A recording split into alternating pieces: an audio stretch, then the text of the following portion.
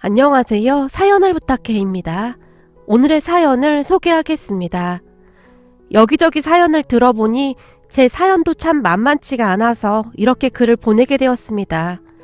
그러니까 그게 한 10년 전쯤 일이었을까요? 고등학교를 막 졸업했던 저는 급히 일자리를 찾아야 했기에 큰 쇼핑몰 주차 요원으로 아르바이트를 했습니다. 그때 당시 저는 할머니, 할아버지와 함께 살고 있었기에 집에 생활비를 보태야만 했거든요. 학교에서 공부를 꽤 잘했던 편이었지만 대학은 감히 생각조차 할 수 없었고 빨리 취업을 해서 할머니, 할아버지께 효도하고 싶은 생각뿐이었어요. 우리 아버지는 아주 옛날에 돌아가셨고 엄마라는 사람은 저를 할머니, 할아버지에게 맡긴 뒤로 단 한 번도 찾지 않았다고 합니다. 그 뒤 할머니, 할아버지는 정말 힘겹게 저를 키워내셨습니다.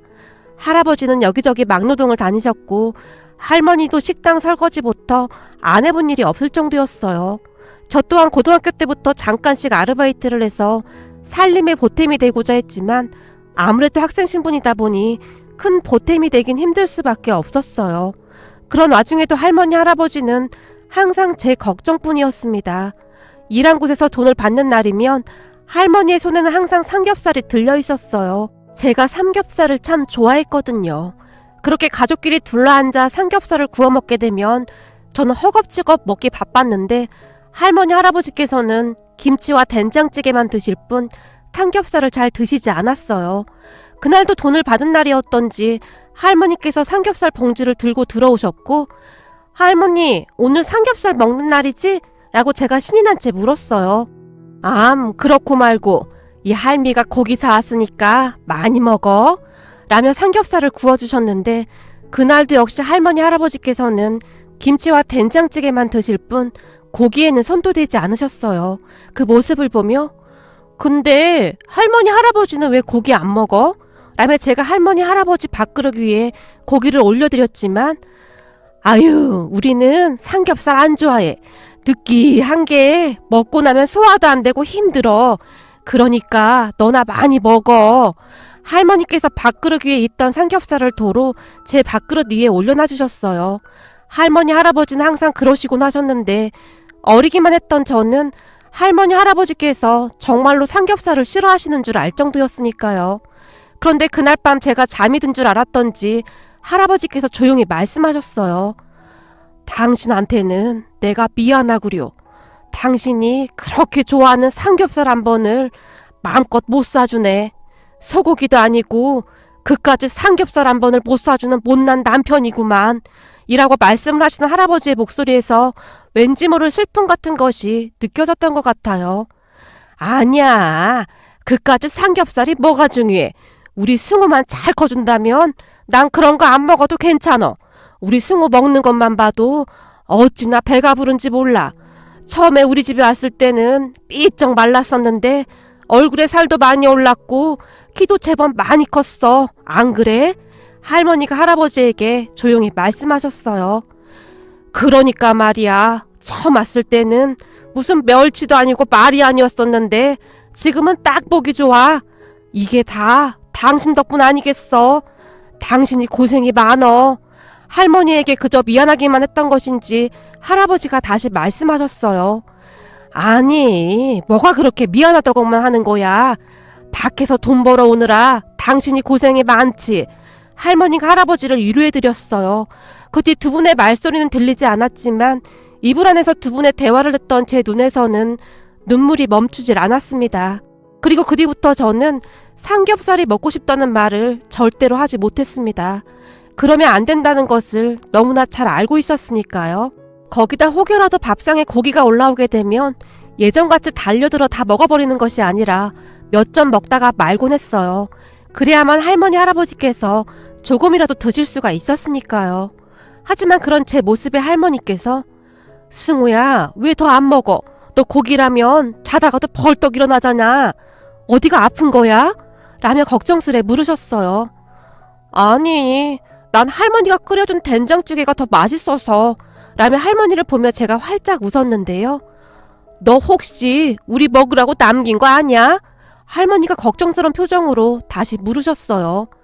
그런 거 아니야. 진짜 배가 불러서 그래. 근데 이거 어쩌지?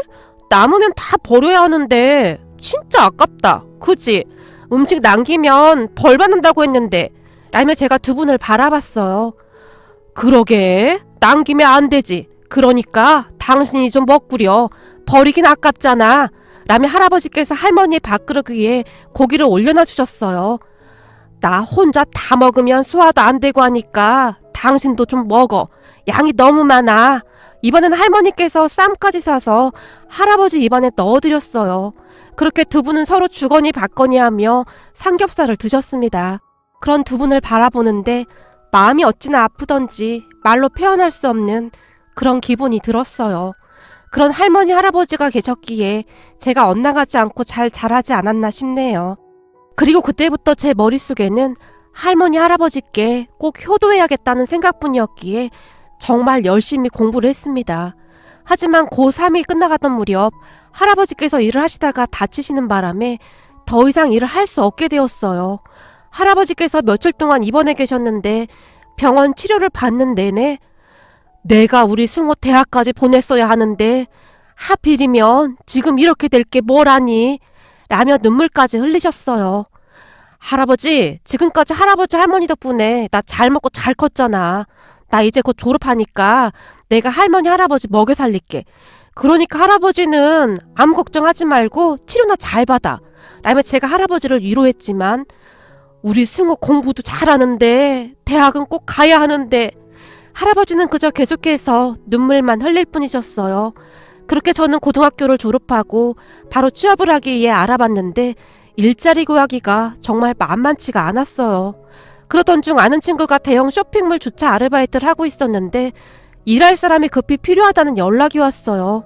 이 아르바이트를 하면서 밤에 식당에서 아르바이트를 하나 더 할 수 있었기에 그때 당시 제게는 선택의 여지가 없었습니다.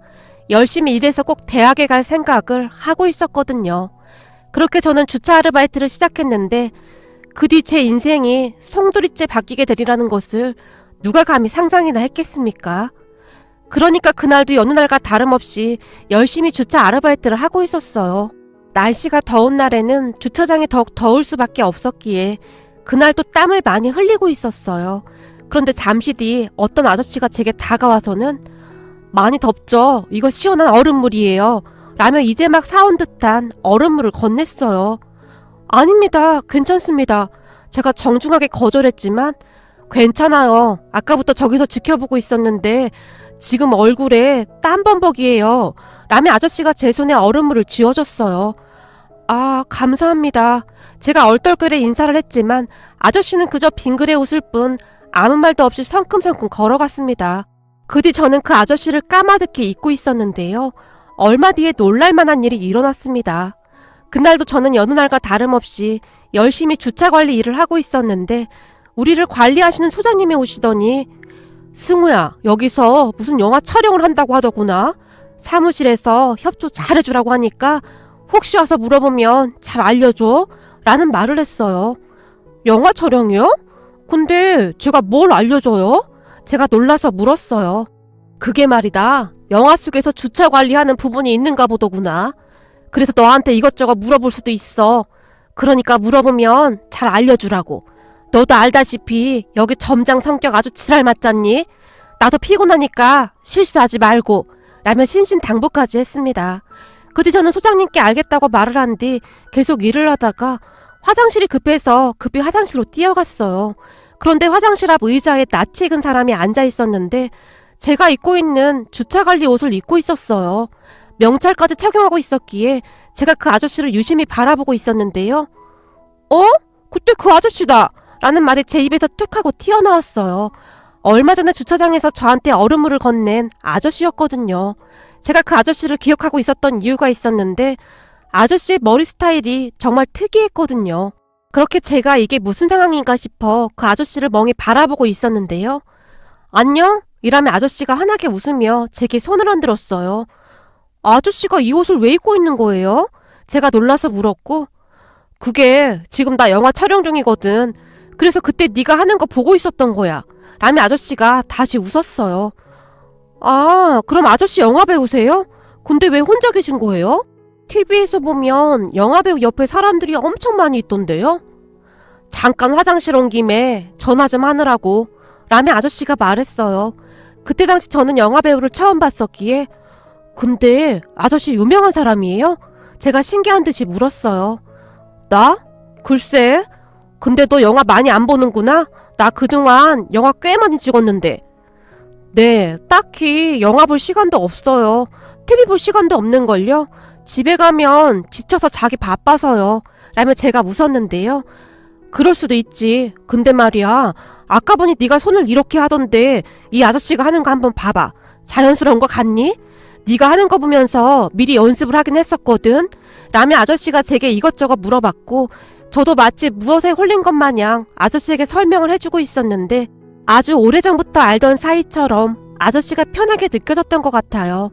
그런데 아저씨가 대단했던 것이 그때 영화 촬영을 해야 하는 배역이 조금 특이한 배역이었는데요. 머리 스타일과 행동까지 완벽하게 하고 제가 하는 것을 따라했는데 아저씨의 눈에서 엄청난 빛이 났어요. 아저씨는 거의 모든 것을 완벽하게 하려고 했으니까요. 그 뒤에도 저는 며칠 동안 아저씨를 도와드렸고 그날도 아저씨와 함께 화장실 앞 벤치에 앉아 이것저것 이야기를 하고 있었어요. 근데 승우 나이면 지금 학교 다닐 때 아닌가? 아니면 취직을 해야 하는데 지금 아르바이트 하는 거라며? 아저씨가 갑작스레 물었어요. 사실 할머니 할아버지께서 저를 키워주셨는데 할아버지께서 다치시는 바람에 저랑 할머니가 이래서 살고 있거든요. 근데 할머니도 몸이 좋지 않으셔서 일을 많이 못하세요. 그래서 제가 돈을 벌어야 해요. 대학은 돈 좀 벌어서 가려고요. 대학보다는 우리 할머니 할아버지가 더 중요하니까요. 라며 제가 활짝 웃었어요. 승우는 참 착하구나. 라며 아저씨가 제 머리를 쓰다듬어 주고 있었는데요. 그때 마침 쇼핑몰 관계자가 지나가다가 우리를 보게 되었는데 직급이 꽤 높아 보이던 관리자가 옆에 있던 직원에게 야! 아무리 주차하는 직원이라고 해도 그렇지 소장한테 잘 좀 뽑으라고 해라. 머리 스타일이 저게 뭐냐? 딱 봐도 뭔가 덜 떨어져 보이는구만. 무슨 바가지 씌우는 것도 아니고 호섭이 머리가 뭐야? 우리가 다 들을 수 있도록 큰 목소리로 말했어요. 네, 알겠습니다. 제가 용역업체 소장한테 계속 말을 하긴 하는데 주차 관리하는 일이 쉬운 일이 아니다 보니 사람 뽑기가 힘들다고 합니다. 제가 다시 전달하겠습니다. 라고 말을 하는 듯 했는데요. 그 직원의 말이 끝나자마자 높은 직급의 관리자가 우리를 다시 보며 얼른 일어나! 라며 소리를 질렀어요.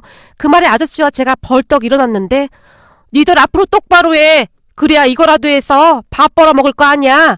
라며 관리자가 우리를 위아래를 훑어보다가 가버렸는데 그런 관리자를 보며 저 사람은 누군데 말을 저런 식으로 하는 거야? 아저씨가 제게 물었어요. 그게 여기 점장인가 그렇다고 하는 것 같은데 인성이 아주 바닥이라고 소문이 자자해요. 그러니까 그냥 모른 척 하세요. 왜 그런 말 있잖아요. 똥이 무서워서 피하는 게 아니라 더러워서 피한다는 말이요. 우리 같은 용역업체 사람들은 저 사람을 똥이라고 부르거든요. 분하기도 했기에 제가 아저씨에게 다다다 하고 말을 해버렸어요. 그런 제 말에 아저씨는 그저 고개만 끄덕일 뿐이었어요. 그 뒤에도 영화 촬영이 며칠 동안 계속되었는데 그날은 영화 촬영하는 사람들이 꽤 많이 와 있었고 주차장에서 구경하는 사람들도 많았어요. 그때 알게 된 사실인데 아저씨가 꽤 유명한 사람이었던지 그 영화에서 주인공이라고 했어요. 그렇게 인터넷을 찾아보니 꽤 유명한 사람이더라고요. 그랬는데 그냥 주차 직원 옷을 입고 머리 스타일까지 바꾼 채 안경까지 써서 다들 선뜻 못 알아본 거였어요. 그런데 그날 영화 촬영을 한다는 말을 듣고 그 쇼핑몰 점장도 내려와서 구경을 하고 있었는데요. 이야기를 하던 우리 둘과 점장이 또다시 마주치게 되었고 야, 내가 쟤 어떻게 하라고 했지? 너 주차 소장한테 얘기는 한 거야? 라며 점장이 옆에 있던 직원에게 큰 목소리로 말했어요. 그 순간 직원의 얼굴이 새파랗게 질려버렸는데요. 점장님, 그게 말입니다. 저 사람이 그 박땡땡씨입니다. 라는 말을 했어요. 하지만 점장은 그 직원의 말을 똑바로 듣지도 않고는 박땡땡이던지 말던지 그게 나랑 뭔 상관이야? 소장한테 오늘 당장 말해! 라며 이번엔 아저씨를 노려보기까지 했어요. 점장님, 그게 저분이 박땡땡씨입니다. 직원이 다시 말을 했지만 너 지금 내 말이 우스워? 박땡땡이던지 김땡땡이던지 소장한테 당장 말하라고! 이번엔 점장이 윽박을 지르기까지 했어요. 저 점장님, 그게 말입니다. 저분이 영화배우 그 박땡땡 씨입니다. 직원이 말까지 더듬으며 말했어요. 뭐 영화배우? 뭔 말 같지도 않은 소리 하고 있어. 얼굴이 다른데. 라며 점장이 아저씨를 유심히 바라봤는데 그때까지도 의심이 가득한 듯한 그런 얼굴이었어요. 저기 그게 말입니다. 분장을 그렇게 해서 그런 것 같습니다. 이번 배역 때문에 머리 스타일이랑 분장을 그렇게 했다고 합니다. 라며 직원이 안절부절 못한 채 말을 했고 직원의 말에 점장이란 사람이 아저씨 코앞까지 와서는 당신이 진짜 영화배우 박땡땡이야? 라고 물었어요. 아, 네, 제가 박땡땡입니다. 라며 아저씨가 점장의 얼굴을 뚫어지라 바라봤어요. 그리고 그 순간 점장의 눈빛이 바뀌었는데요. 어허, 자세히 보니 맞네, 맞아! 라며 호들갑을 떨어대더니 안녕하세요, 제가 여기 점장입니다. 라며 갑작스레 아저씨에게 악수를 청했어요. 아, 네. 그런 점장의 인사에 아저씨가 떨떠름한 표정으로 악수를 했지만 아저씨의 표정이 영 좋아 보이지가 않았어요. 이미 점장의 인성이 바닥인 걸 알았으니 좋아할 리가 없었겠죠. 그뒤 아저씨는 며칠 동안 바쁘게 촬영을 했고 제게 이것저것 많이 물어봤었기에 제가 많이 알려줬어요. 그러는 동안 아저씨와 저는 더욱 친해지게 되었어요. 사람들이 아저씨에게 사인도 받고 하는 것을 보니 신기하기도 했고 아저씨가 대단해 보이기도 했어요. 하지만 한편으로는 앞으로 아저씨와 만나기는 힘들겠구나 라는 생각을 하며 안타까운 마음도 들었습니다. 사실 그동안 살면서 제게 그토록 따뜻하게 대해준 사람이 별로 없었기에 아무래도 정이 많이 들었던 것 같아요. 그런데 그런 아저씨와 저의 인연은 그 뒤에도 계속되었습니다. 영화 촬영이 끝난 어느 날 모르는 번호로 전화가 걸려와서 전화를 받았는데요. 승우야, 잘 지내고 있니? 누구세요? 라고 제가 물었어요. 나야 임마. 너한테 일 배우던 아저씨. 라며 아저씨가 반가운 듯이 말했어요. 어? 아저씨? 제가 놀란 채 물었는데요. 그래 임마. 너 오늘 시간 괜찮니? 원래 오늘 휴무잖아. 네, 시간은 괜찮은데 왜요? 그럼 잠깐만 아저씨 좀 만나줘라. 갑작스레 아저씨가 말했어요. 지금이요? 영화 촬영 끝난 거 아니에요? 영화 촬영은 끝났는데 너한테 고맙기도 하고 해서 같이 밥이나 한 끼 먹을까 해서 내가 너한테 신세를 좀 많이 졌냐? 라며 아저씨가 약속 시간과 장소를 말해줬는데 우리 집에서 가까운 곳이었어요.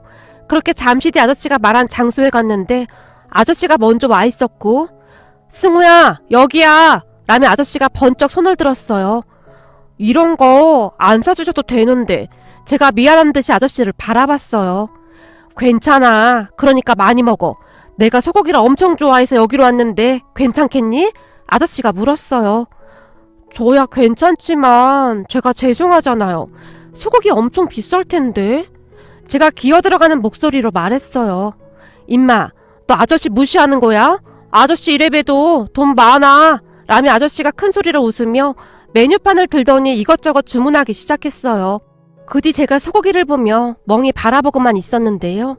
소고기가 불판에 올려지면서 고소한 고기 냄새가 진동을 했는데 그 순간 할머니 할아버지 얼굴이 눈앞에 아른거리면서 마음이 아파왔거든요. 그런데 그런 제 마음을 알기라도 했던 것인지 아저씨가 왜 할머니 할아버지 생각나서 그래? 라고 제게 물었고 그 말에 저도 모르게 고개를 끄덕였어요. 괜찮아. 내가 할머니 할아버지 드실 고기는 따로 포장해두라고 주문해놨어. 그러니까 많이 먹어. 라며 아저씨가 기특하다는 듯이 제 머리를 쓰다듬어 줬어요. 그렇게 저는 고기를 먹기 시작했는데 그때 먹었던 고기 이름이 꽃등심이라는 고기였는데요. 세상에 태어나서 그렇게 맛있는 고기는 처음 먹어본 듯 했어요. 제가 고기를 폭풍 흡입하는 동안 아저씨는 계속해서 고기를 굽기만 했기에 아저씨는 안 드세요? 라고 제가 물었어요. 아저씨는 괜찮아. 다 먹고 냉면도 먹을래? 실컷 먹어. 알았지? 라며 아저씨가 다시 활짝 웃었어요. 그렇게 한동안 고기를 얼마나 먹었는지 배가 불러서 제가 젓가락을 내려놓았는데 그런 저를 보던 아저씨가 우리 승호가 할머니 할아버지 밑에서 아주 잘 컸네. 라며 저를 빤히 바라봤어요. 그리고는 아저씨가 이런저런 이야기를 하기 시작했어요. 사실 말이야. 너한테 주차 일 배우다가 얼마 전에 네가 할머님과 통화하는 거 들었어. 할머님 할아버님께 아주 잘하더구나. 훌륭하게 아주 잘 컸어. 아저씨가 다시 칭찬을 했기에 그때 당시 할머니와 통화했던 것이 문득 기억이 났어요. 그러니까 그날 제가 잠시 할머니와 통화를 했었는데 전날 제가 마트에서 돼지고기를 사서 그날 아침 출근 전에 돼지고기 김치찌개를 끓여놓고 왔었거든요. 그래서 할머니께 할머니, 내가 돼지고기 넣고 김치찌개 끓여놓고 왔는데 아침에 먹었어? 혹시 할아버지 치아 안 좋아서 힘들까봐 내가 돼지고기 엄청 잘게 썰어서 넣었는데 맛이 어땠어? 제가 물었어요. 아니, 아침이라 입맛도 없고 해서 그냥 간단하게 먹었어. 그건 이따가 넣으면 같이 먹자. 할미가 너 좋아하는 계란말이도 해놓을게. 라고 할머니께서 말을 돌리시는 게 느껴졌어요. 아마도 두 분은 고기가 잔뜩 들어간 돼지고기 김치찌개를 보며 두 분만 드시기 미안하셨겠죠. 두 분이라면 충분히 그러셨을 것이라는 생각이 들었는데 그 생각에 갑자기 부하가 치밀어 오르기 시작했습니다. 할머니, 내가 아침 일찍 일어나서 끓여놓고 왔잖아. 챙겨놓으면 제발 좀 먹어. 할아버지 몸도 안 좋으셔서 잘 드셔야 하는데 도대체 왜 그러는 거야? 할머니, 할아버지 그럴 때마다 내가 얼마나 속상한 줄 알아? 라고 말을 하던 순간 저도 모르게 눈물이 뚝 하고 떨어졌어요. 그도 그랬던 것이 정말이지 하루 종일 시간 가는 줄 모르고 열심히 일을 했지만 우리의 형편은 전혀 좋아지지가 않았거든요. 돈을 벌기 시작하면 할아버지 할머니께 보약 한제 해드려야지 했었는데 항상 생활비에 쪼들리다 보니 그 보약 한제 해드리는 것이 결코 쉽지가 않았습니다. 그랬기에 반찬이라도 고기가 들어간 것으로 해드리고 싶었어요. 그나마 찌개용 돼지고기는 가격이 저렴한 편이었으니까요. 그때쯤 제가 해드릴 수 있는 게 그거밖에 없었거든요. 그렇게 전화통화를 하다가 저도 모르게 화를 내버렸고 승우야, 할미가 미안해.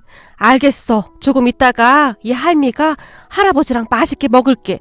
그러니까 울지 마라. 알겠지? 라며 할머니가 어쩔 줄을 몰라 하셨어요. 그런 할머니께 내가 집에 가서 다 먹었는지 확인해 볼 테니까 그거 남기지 말고 다 먹어. 알았지? 그리고 냉장고에 고등어도 있을 거야. 그거 할아버지 구워드려. 할아버지 고등어구이 하나면 밥 한 그릇 뚝딱 하시잖아. 제가 신신당부를 했어요. 알았어. 그러니까 울지 마라. 네가 그렇게 울면 이 할미 마음도 아프잖니? 라고 할머니가 떨리는 목소리로 말했어요. 응, 나 괜찮아. 그러니까 앞으로 음식 아끼지 말고 잘 먹어야 해. 내가 돈 많이 벌어서 할머니 할아버지한테 엄청 맛있는 소고기 사줄게. 그러니까 조금만 기다려. 할머니가 걱정하실까봐 제가 최대한 밝은 목소리로 말했어요. 알았어. 우리 이쁜 강아지. 근데 이 할미는 소고기 그런 거 안 먹고 싶다. 그냥 우리 강아지랑 된장찌개에다 밥만 먹어도 좋아. 그러니까 너무 힘들게 일하지 마라. 응, 알았어. 나도 할머니가 끓여준 된장찌개가 세상에서 제일 맛있어. 오늘 일찍 들어갈 테니까 나 된장찌개 끓여줘. 라고 제가 할머니께 어리광을 부리며 말했는데요. 아마도 그날 아저씨가 제 통화 내용을 들었던 모양입니다. 아저씨의 말을 듣던 제가 그날 다 들으신 거예요? 라고 물었는데요. 미안하다. 내가 들으려고 했던 건 아닌데 어쩌다 보니 들렸어. 라며 아저씨가 제 눈치를 봤어요. 아니에요. 괜찮아요. 근데 그래서 오늘 저한테 소고기 사주시는 거예요? 제가 아저씨에게 다시 물었는데요. 그런 것도 있고 그리고 너한테 꼭 해줄 이야기도 있고 해서 말이야. 저한테요? 무슨 얘기요? 라며 제가 아저씨를 빤히 바라봤는데 아저씨가 그동안 살아온 이야기를 조용히 말하기 시작했어요. 사실은 아저씨도 너처럼 힘들게 살았었거든. 전에 안 해본 아르바이트가 없어. 그러면서 연기 연습을 게을리하지 않았다. 언젠가는 기회가 있을 거라고 생각했거든. 그렇게 힘들게 살고 있었는데 어느 날 드디어 나한테도 기회가 왔어. 정말 우연찮게 어떤 분의 도움을 받게 되었거든. 그분 덕분에 내가 이만큼 성장한 거야. 그래서 말인데 나도 너한테 도움을 좀 주고 싶구나. 그때 날 도와준 그분이 지금은 돌아가시고 안 계시지만 내게 항상 그랬거든. 나한테 고마우면 너도 앞으로 누군가에게 꼭 도움이 되는 사람이 되라고 말이야. 그래서 나도 너한테 도움을 주고 싶구나. 라며 아저씨가 저를 빤히 바라봤어요. 저한테요? 근데 왜 하필 저한테 그러시는 거예요? 제가 놀라서 물었는데요. 왜냐하면 너도 나처럼 성공하게 되면 누군가를 도와줄 사람처럼 보이거든. 그러니까 이렇게 생각하면 간단해. 우린 지금 게임을 하고 있는 거야. 일종의 릴레이 게임인 거지. 내가 널 후원해서 네가 잘 되게 되면 너도 나중에 도움이 필요한 누군가를 후원해주면 되는 거야. 어때? 라미 아저씨가 활짝 웃었어요. 제가 그럴 수 있을까요? 전 그냥 평범하고 많이 부족한 사람인데요. 아저씨의 말에 마음이 설레기도 했지만 걱정이 되었기에 제가 다시 물었어요. 물론이지. 지금 할머님, 할아버님을 생각하는 승우의 그 따뜻한 마음을 항상 잊지 않으면 돼. 넌 충분히 잘 해낼 거야. 라미 아저씨가 제 머리를 쓰다듬어 주셨어요. 그렇게 한동안 이야기를 하다가 음식점을 나왔는데 아저씨가 미리 준비된 한우 세트를 제 손에 쥐어주며 그때 들으니 할아버님 치아가 안 좋으시다고 하더구나. 내가 가장 연한 부위로 포장해달라고 했다. 가서 구워드려. 그리고 앞으로는 아르바이트 그만두고 공부해. 너 대학 가려다 못 갔다며. 그러니까 열심히 공부해. 아까도 말했듯이 모든 지원은 아저씨가 할 테니까.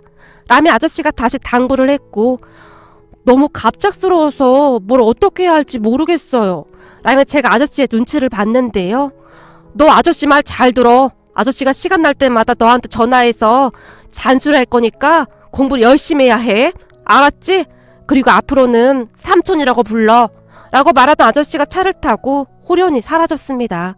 그리고 저는 마치 뭐에 홀린 것 마냥 한동안 멍이 아저씨가 사라진 곳을 바라보고 있었는데요. 그때 당시 제 머릿속에는 별의별 생각이 다 들었던 것 같아요.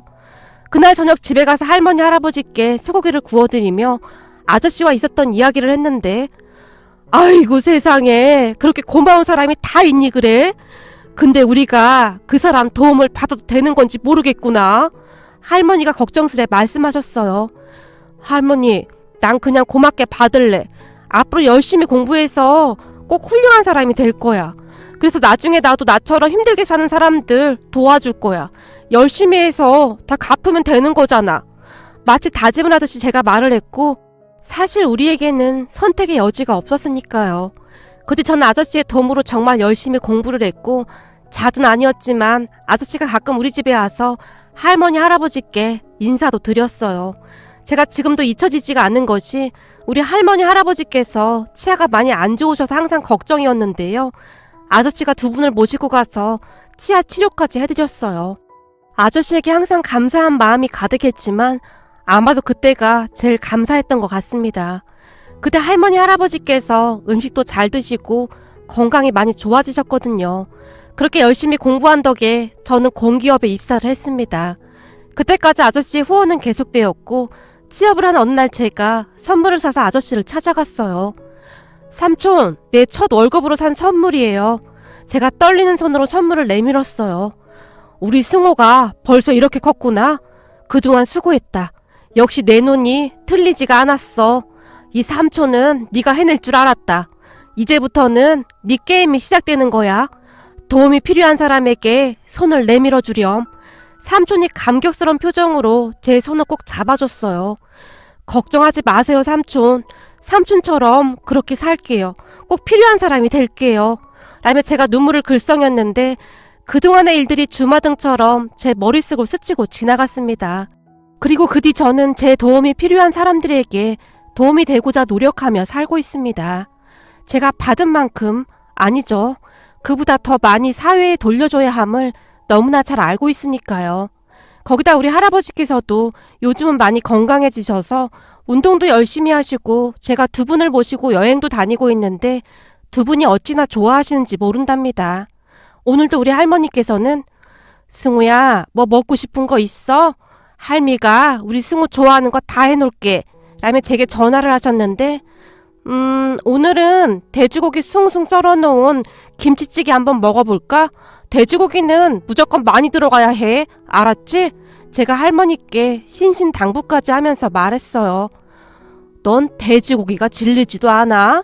삼겹살도 그렇게 많이 먹으면서. 아니, 난 먹어도 맛있어. 제가 활짝 웃으며 말했는데 아마도 그 힘든 시절 제게 삼겹살 한 조각이라도 더 먹이려고 애를 쓰시던 할머니 할아버지의 모습이 잊혀지지가 않아서 더욱 그랬던 것 같습니다. 삼겹살은 할머니 할아버지의 사랑이었으니까요. 오늘의 사연은 여기까지였습니다. 즐겁게 보셨다면 구독, 좋아요 부탁드립니다. 고맙습니다.